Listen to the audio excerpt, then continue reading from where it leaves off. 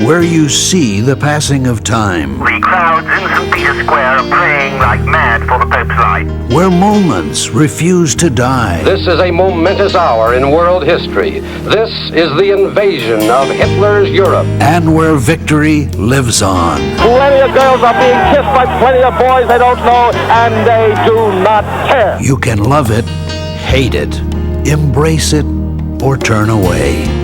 Lennon was shot to death late last night outside his apartment building. But it is a past we all share. Come on out here and give me a salute. Big Davy salute. This is where yesterday has a home, where we wonder what it was like back then. Go forward, knights, in safety. And not too long ago. His spirit must live on. It's where history has its place and where the past comes alive. The History Channel.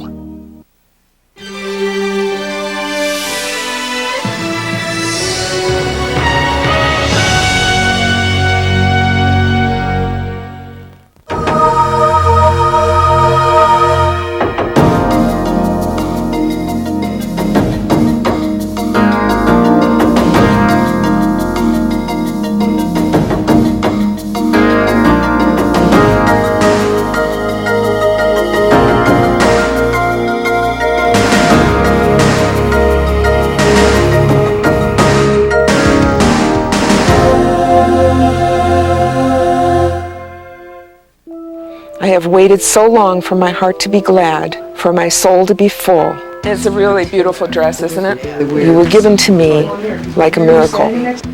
It's going to be a lot of fun. Like a single elegant star in the darkest of nights. We are going to party. Believe me, we are going to party. Oh yeah, we got plenty of bobby pins here. For I love you. Insist. I'm sorry. It's all right. I'm so nervous, I just want to get going. My heart, my mind, my soul loves you. Has the music started? And so today, what you desire has come to pass. I choose to go with you always from this day until the end of our days as your adoring wife. Do you want to marry Dana and happily hold her above all and have her as your life partner? Most definitely. By the power of your love, we recognize you as married. Dee and Dana, congratulations.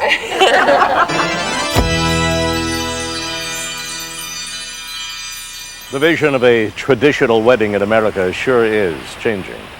One of the oldest and most sacred institutions of life has come under fire, and the battle lines are drawn here in the sand of Hawaii.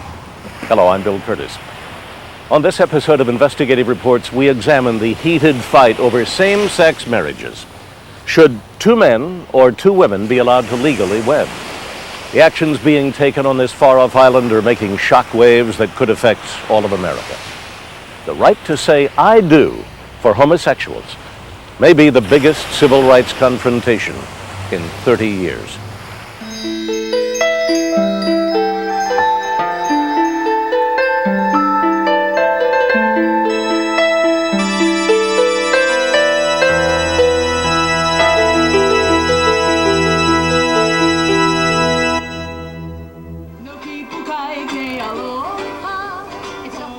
Hawaii, the tropical paradise, and the honeymoon dream of a lifetime. But here among the dancers, surf, and beaches, something other than the beautiful sun is heating up the islands. You might say the flames of passion are in the air. I saw Pat, and Pat saw me, and it was love at first sight. It was scary because, you know, when you fall in love with someone that instantly, you sort of question everything else. One thing I wanted in my life was to love someone long and well and be loved by them in return. Why does anybody fall in love? It's in yourself. You meet someone, and if there is a special flame, it'll happen. But just who is in love with whom here? The Pat that Joseph Malillo laid his eyes on at a disco dance lesson was not a Patricia, but rather Patrick Lagan. And Nania Bear is the person that Janora Dansel fell head over heels for in 1990. This is the first time that I've ever known that I wanted to marry this person. Same here. I just felt when I first met her, it was just, I was smitten. It is not the fact that these people are gay that is causing a huge fuss, but that they want to get married. Many don't realize it, but in the United States of America and every country in the world, gays and lesbians are not allowed to legally marry. And while this may come as a surprise to some and a relief to others, the American people are now being forced to face the issue.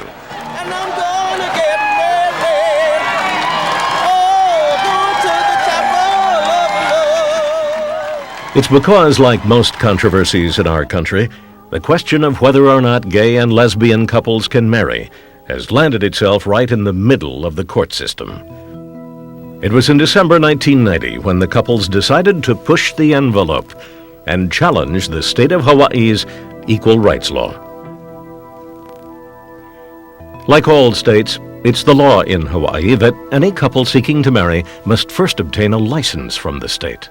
And we walked in and filled out the application just like everybody else and handed it to the clerk. And the clerk almost gave us the license, and then her supervisor came out and said, "Oh, no, you can't do that." When it was determined that they were in fact same-sex couples seeking to marry, they were rejected. The state of Hawaii had drawn a line and said same-sex couples could not and would not be allowed to legally marry. And there was precedent. As far back as the 1970s, courts upheld rejection of marriage rights for homosexuals. But the Hawaii couples found a new and different crack in the law. The Constitution of the state of Hawaii is different than the U.S. Constitution. It prohibits discrimination based on sex. The U.S. Constitution doesn't say that. Hawaii is a unique situation.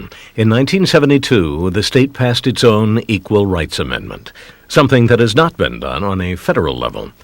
So using the protection and discrimination scrutiny established for women and minorities, the couples found their grounds for a lawsuit. After being rejected in Hawaii's lower courts, the couples appealed to the state Supreme Court. And what our Hawaii Supreme Court said, that if you tell someone that they can't marry a person they love because of that person's sex, isn't that sex discrimination? And that's what this case is all about. The state had interpreted the laws as not barring men from marrying or barring women from marrying. They could both get married, just not to someone of the same sex. So in the fall of 1996, the case moved into a Hawaiian courtroom again. The state was going to be forced to prove a compelling interest for not issuing marriage licenses to the couples. And the crux of their case, the compelling interest, is not that gay marriages would hurt the essential tourism business in the state, or that it would place an undue burden on the state health resources. The argument is found here in the interpretation of the legal language contained in this book in the State Law Library. It is Hawaii's 150-year-old marriage law. The state's policy that we feel the marriage law is aimed at is promoting the optimal development of children.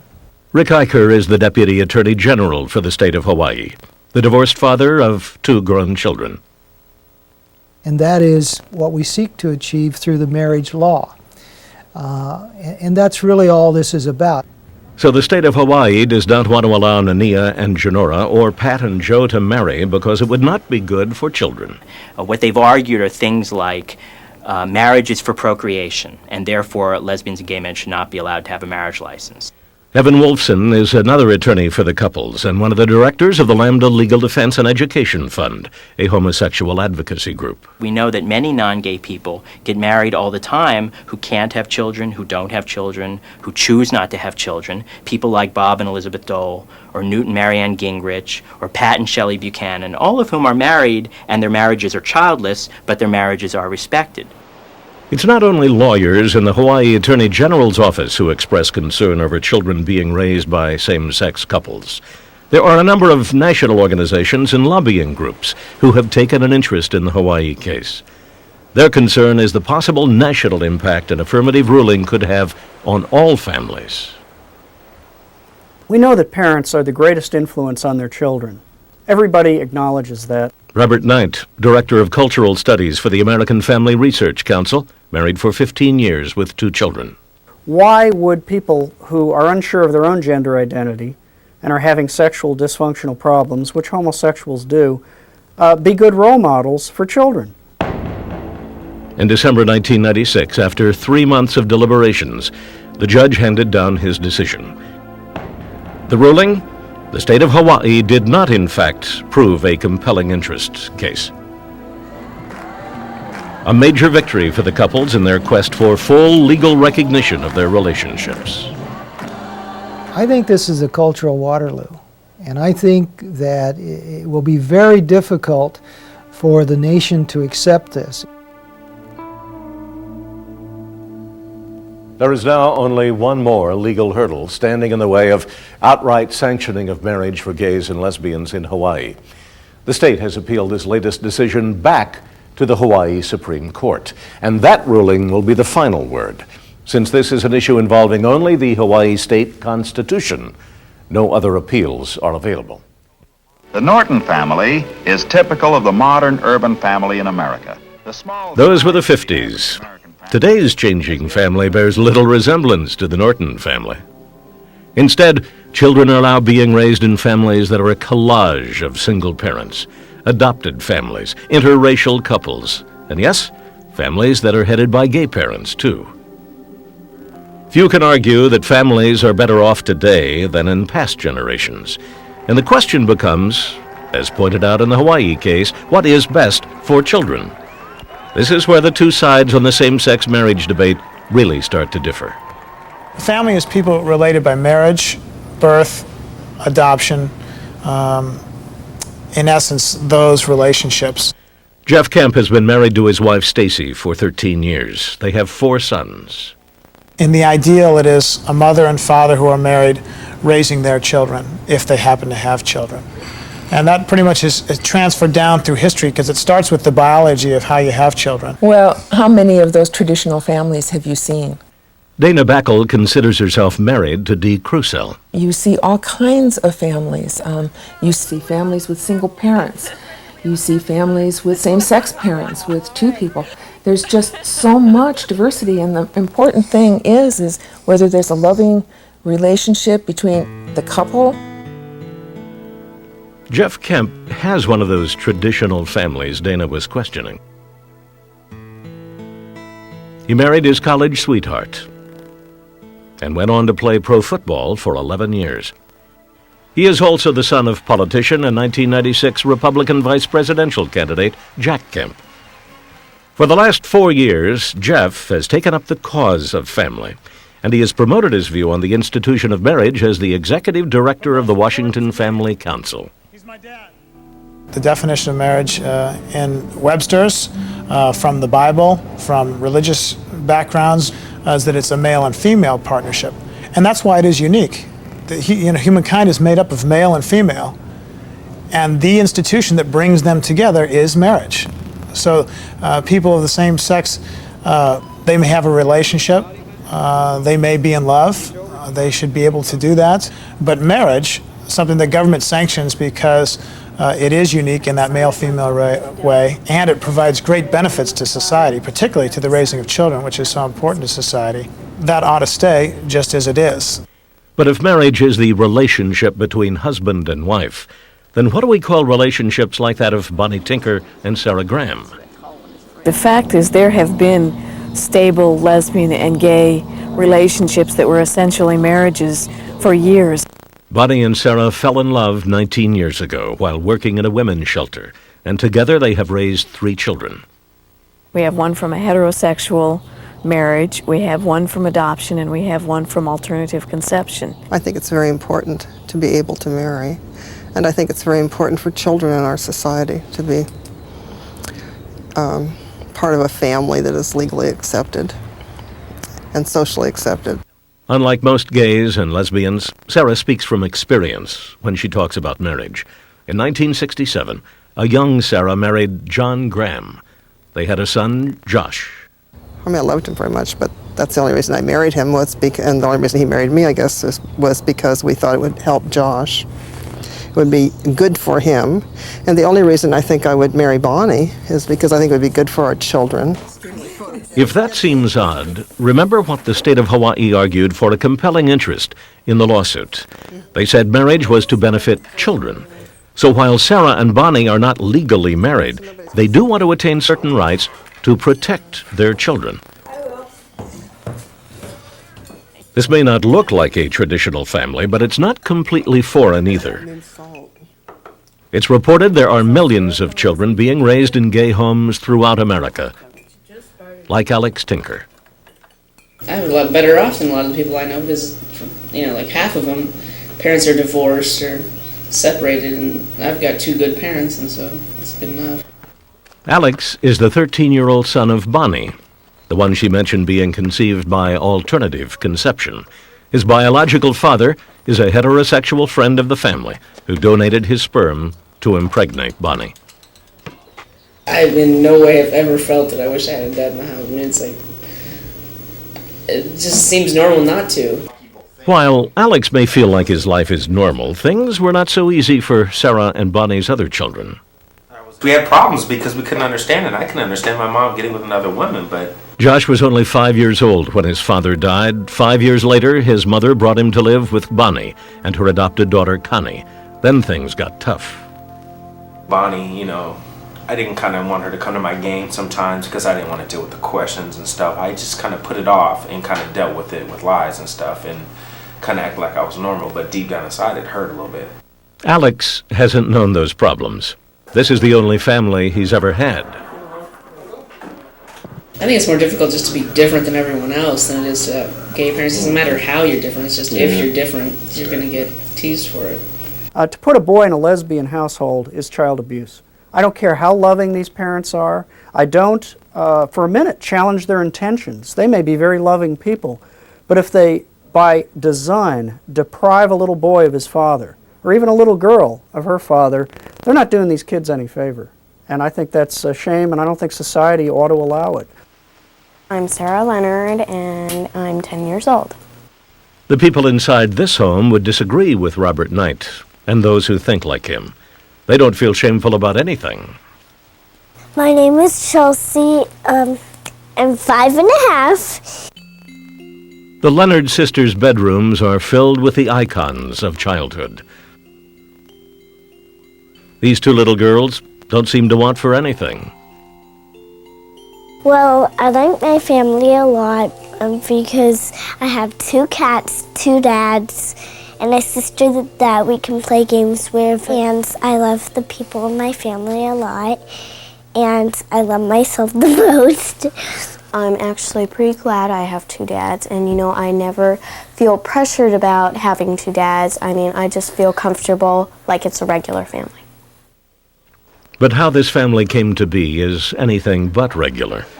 As the girl said, they do in fact have 2 dads. That is, 2 legal fathers and no mother. Chelsea? Would you come here, please? We made very long and well thought out decisions to have children. Howard and Derry Leonard have been living together as a married couple for 15 years. The only examples that I had of gay people who had children were in heterosexual, pathological relationships.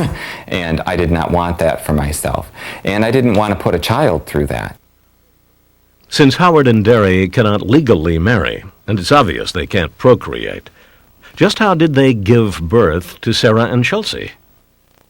But I remember thinking that, well, maybe I'll meet a woman that will want to have a baby with me and then have nothing to do with the baby.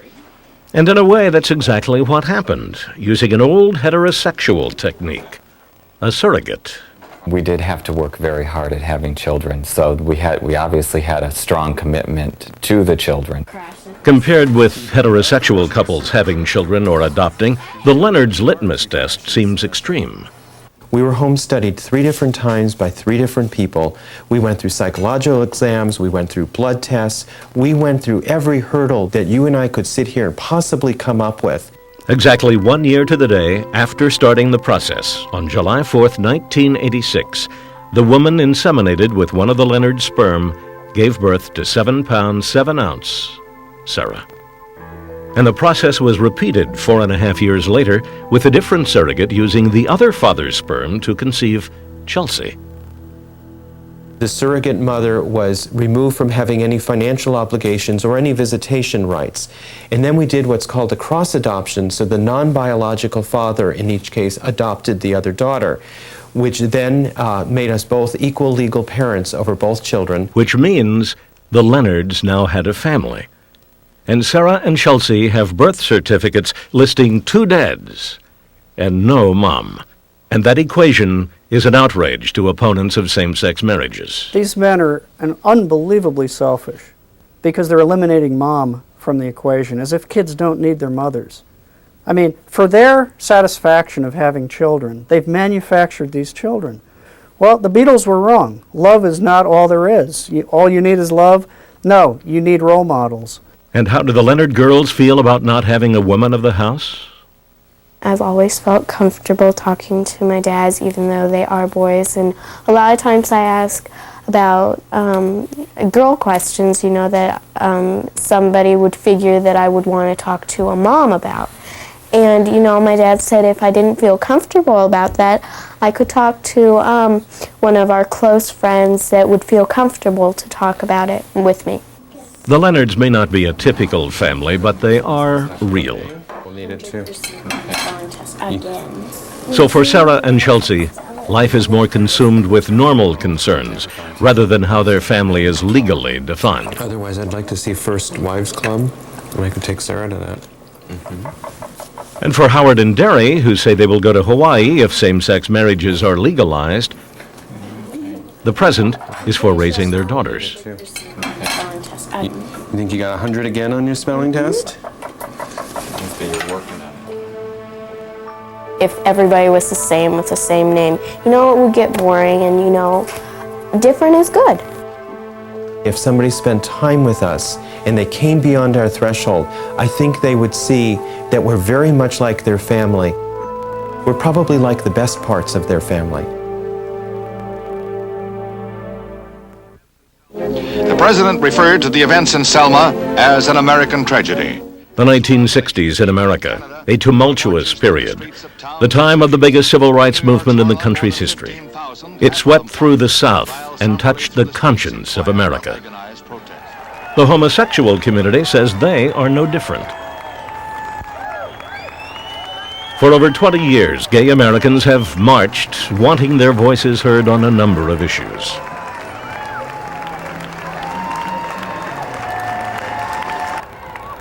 It's a push for recognition and a belief that a prohibition on same-sex marriages is an affront to their civil rights. 1, 2, 3.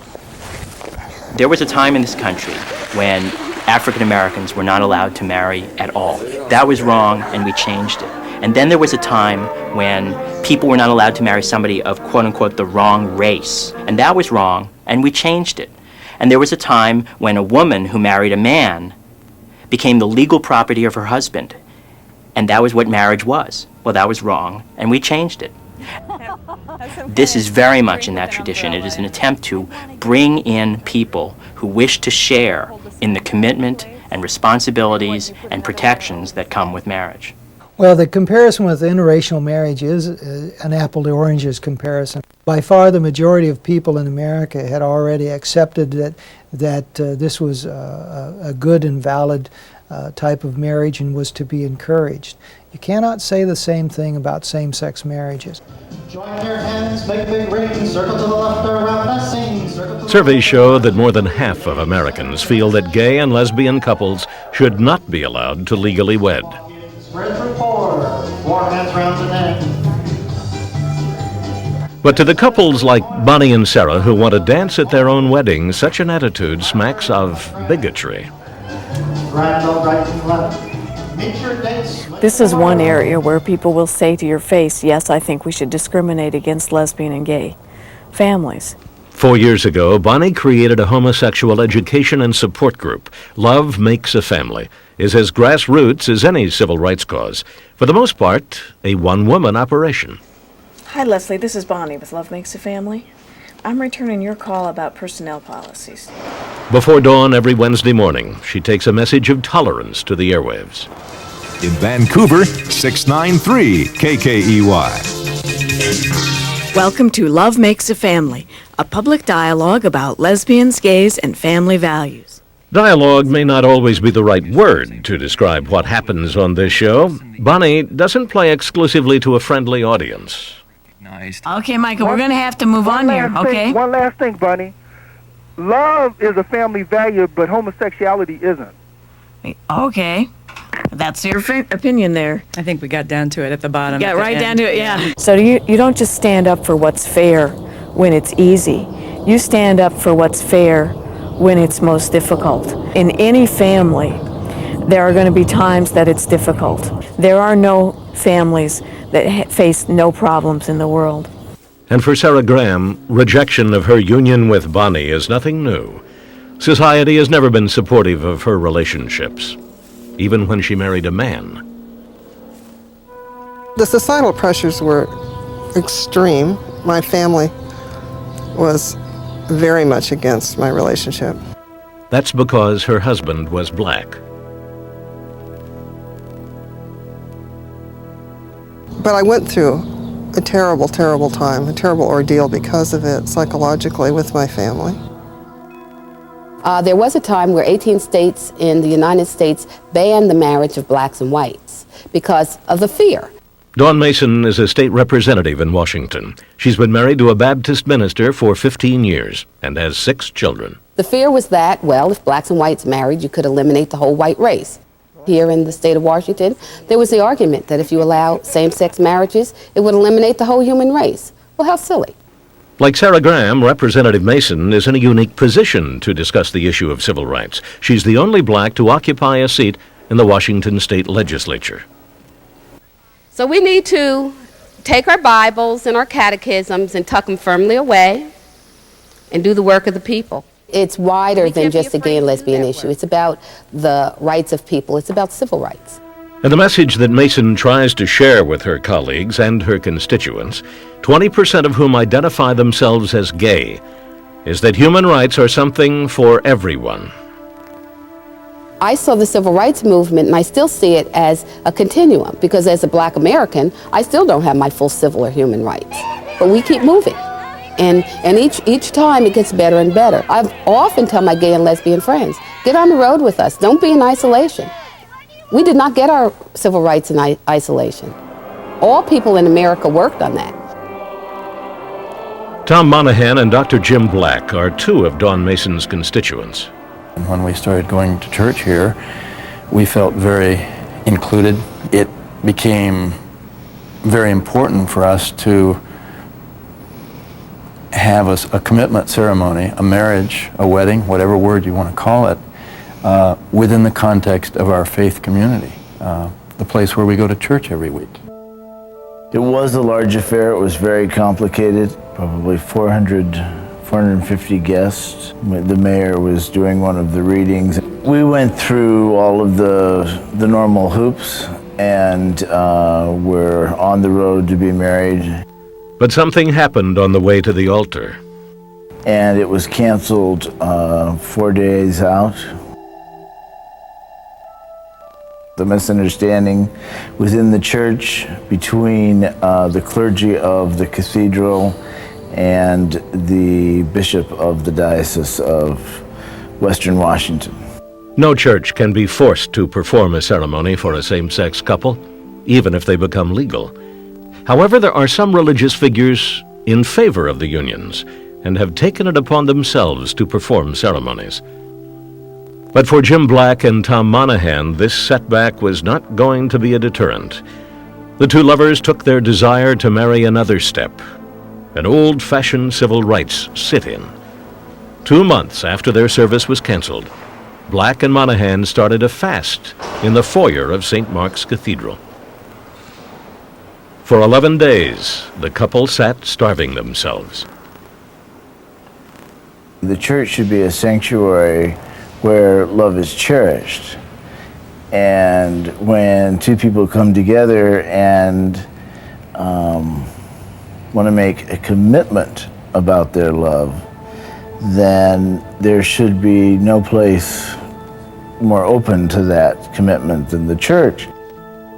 The effort to draw attention to what they thought was a mistreatment of gays by the Episcopal Church worked. A year and a half later, the wedding was back on.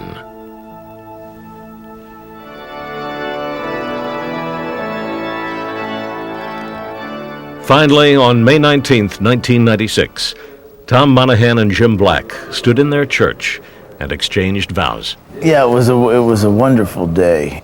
I wasn't frightened about marrying him. And I was very nervous. Like, oh my God, I can't believe that it's actually going to happen. But the victory for the right to marry in St. Mark's Cathedral for Jim and Tom Monahan Black is not entirely complete. Marriage is not what you do marching down the aisle. Marriage is what you do in the vestibule when you sign that piece of paper. That legal paper is what creates legal marriage, and that's what we're fighting for here.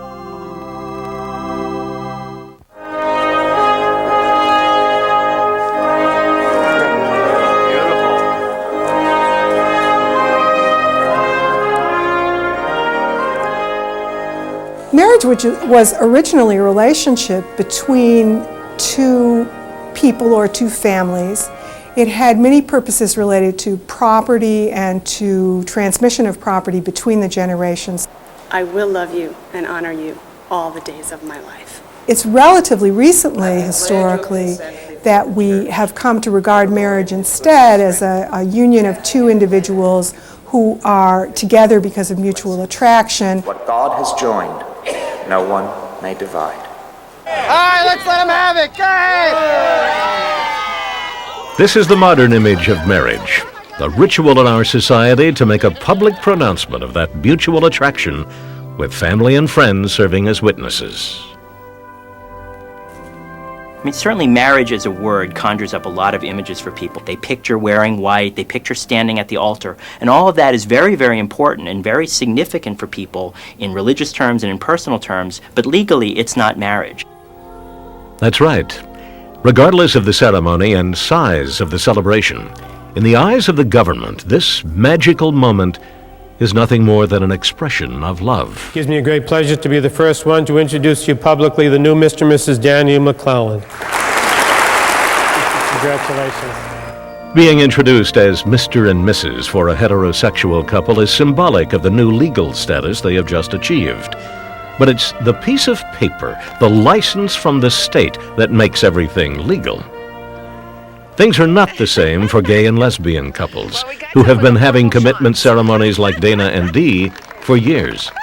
We still have a whole lot of stuff that we need to do in order to make it legal. And we just can't go out and get a marriage license and have that happen, just like heterosexual couples do. So we have to get lawyers involved and draw up contracts and do all of that kind of stuff. The cost of their wedding is only the beginning. They need to spend thousands more to secure just some of the rights that are automatically bestowed on heterosexual couples with a marriage license. We don't cut it. Things like health insurance policies, purchasing property, filing joint tax returns, making medical decisions, and claiming survivor's benefits. And now that a partner and responsibility are part of Dana's life, she's had to start focusing on the benefits offered by her employer that are often taken for granted. As the chief engineer for the Seattle City Light Company, her benefits program is incredibly wide-ranging. No deductibles, no pre-existing conditions, vision, dental, just about everything a family could need. But Dee was not as protected. We would have had to have gone out and gotten her an individual policy, which would have been probably to the tune of $250, $300 a month. Because the city allows me to carry domestic partners on my health care benefits, she was able to be added as a dependent on my policy. Domestic partnership is a phrase that's been around for some years. It's a status that allows gays and lesbians, and sometimes heterosexuals, to register a significant other with a local government or company with the intent of securing benefits.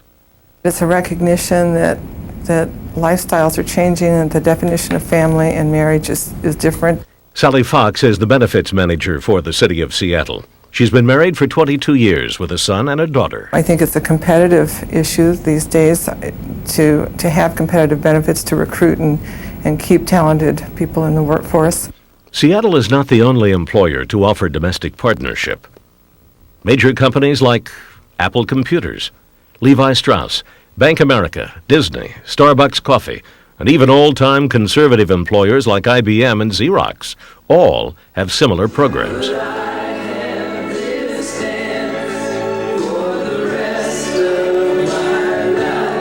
So why aren't these committed gay couples content with the benefits bestowed by domestic partnership? Domestic partnership is a purely practical approach. John Wilkinson met his partner Dave in 1970. They've been together for 26 years. He also co-founded the Legal Marriage Alliance of Washington State. It's a rights-based approach. It's a benefits-based approach. It says nothing about being an equal part of an egalitarian society. And I think as a nation we need to decide whether we're really about being equal and being fair and giving everyone equality within our society. And even with the City of Seattle's liberal policy, Dana is treated differently when adding a dependent to her policy. Because we're not recognized in the federal sense, it's looked at as additional income to me. So I end up having to pay income tax on that. So Dana Backel is taxed on money her employer spends on premiums for a domestic partner, while her married heterosexual co-workers are not. I think you've grown 2 inches since we saw you the last time. And in the case of Dana and Dee, there is someone else who is going to need the protection of Dana's benefits. She's growing like a weed, I know. Deanna, who was Dana and Dee's flower girl, is in a precarious position. She's Dee's niece and has not had a traditional home since she was 6 months old. Her mom and her dad, her natural mother and natural father, didn't want her. So Deanna has spent the majority of her life being raised by her grandmother, Dee's 67-year-old mom, Pat. It's a reality that she will need someone else to care for her soon.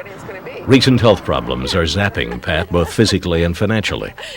She hopes that Dana and Dee can take over. We're going to go and look for a swimsuit and maybe some shoes. We can provide the home. We know we can provide for her. We need that security to be able to do so. I'm very willing to take on this additional responsibility of this family unit. I have no problem with that whatsoever. The only thing that bothers me about it is I would like to be able to do it in the same way it would be is if Dee were a man and I were marrying him and we had this whole situation before us. For this couple, the need for acceptance and protection is immediate. And they feel denying them benefits because of their lifestyle only stands to hurt one 9-year-old girl. People that think that all we want are the perks, I think forget in their own lives what are the responsibilities that they have taken on by becoming married. That perk is so that it will help that family unit stay together. And so that's the benefit, but the responsibility is that no matter what, I'm going to make sure that little girl is taken care of.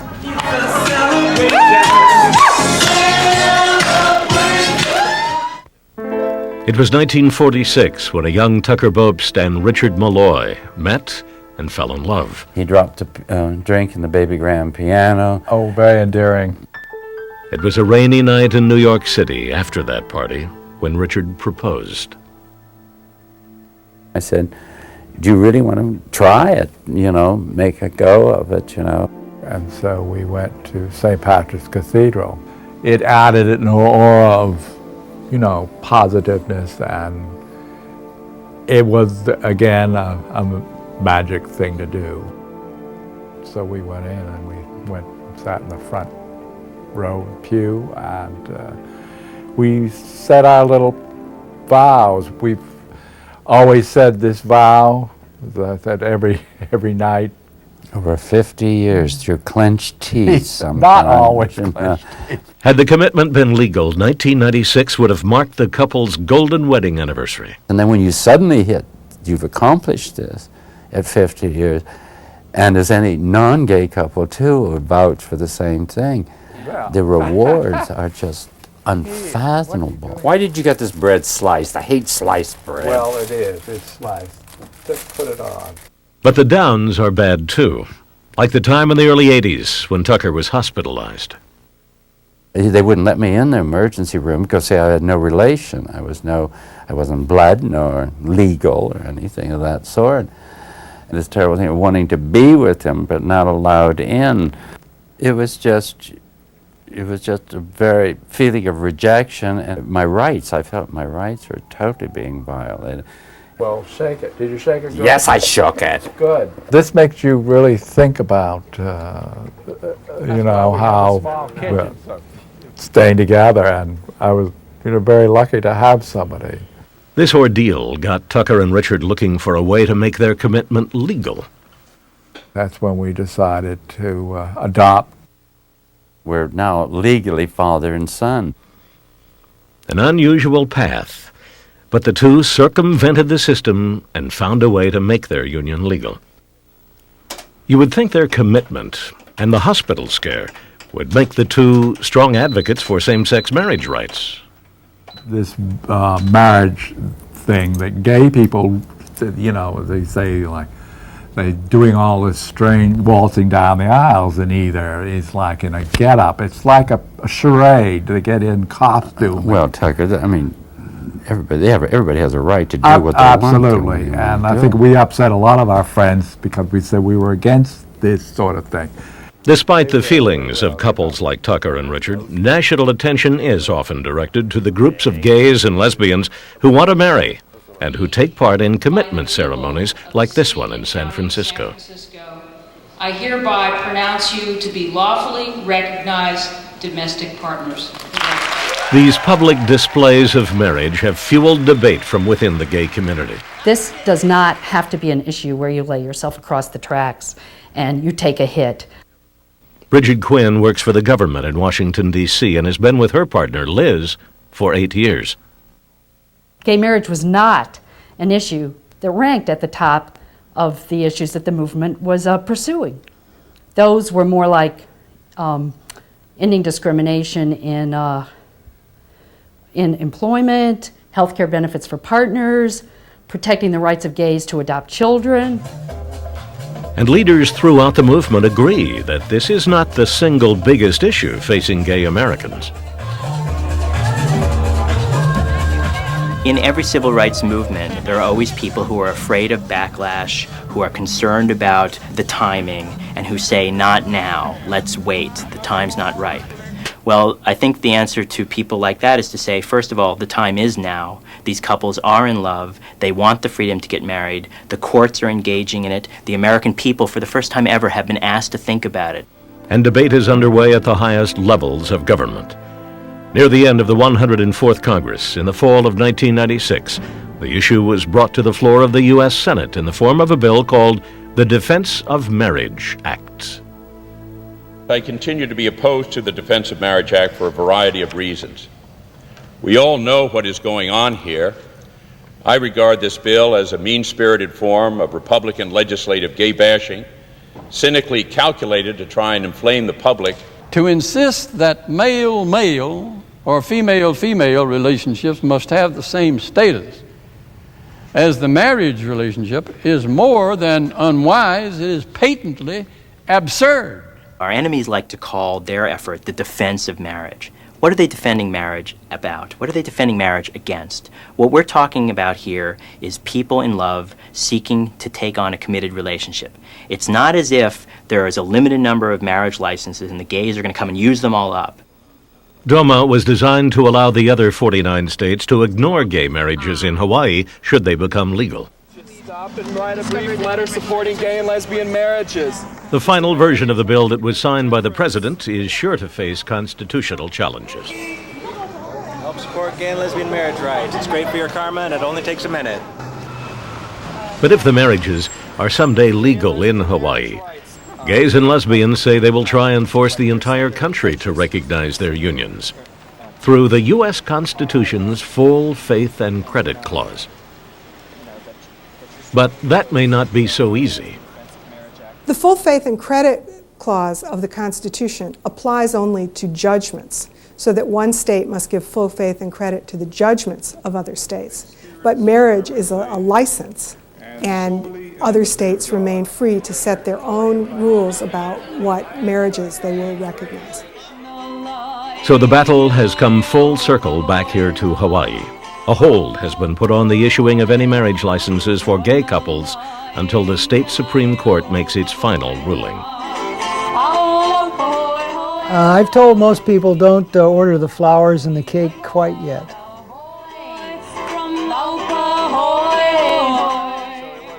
And for Pat Lagan and Joe Malillo, and Janora Dancel and Nania Bear, the wait gives them more time to make wedding plans. Well, tell me about it. Where will it be? Out here, perhaps? No, we hope that it's probably the judge that decides the case. We'd like to have him just marry us. Our wedding is going to be very small and private. Very small and private. On the slopes of Haleakala on Maui.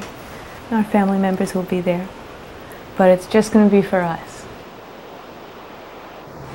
Now that the first major hurdle has been cleared here in Hawaii, the issue of same-sex marriage will take on greater importance. Now every state in the Union must address whether or not gay couples are going to be allowed to enjoy the right of marriage. And the impact of that, it may be well into the next century before we know the answer. It's a home near the beach. I'd love to go there. For the owner, it's quite hospitable.